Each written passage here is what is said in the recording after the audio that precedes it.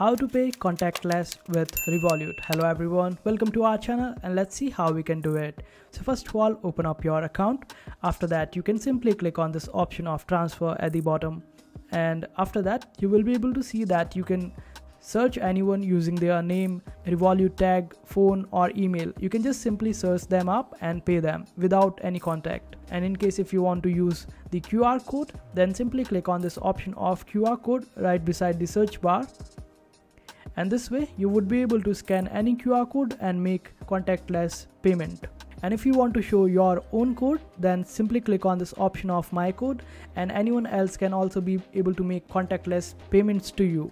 And in case if you want to pay to a new contact, then simply click on this option of new at the top right hand side corner. Then select any of the transfer that you are looking to make. It can be either bank transfer, card transfer or group transfer, and even you can also make transfers to your contacts. And this way you would be able to make transfers without any contact. And this is how you do it.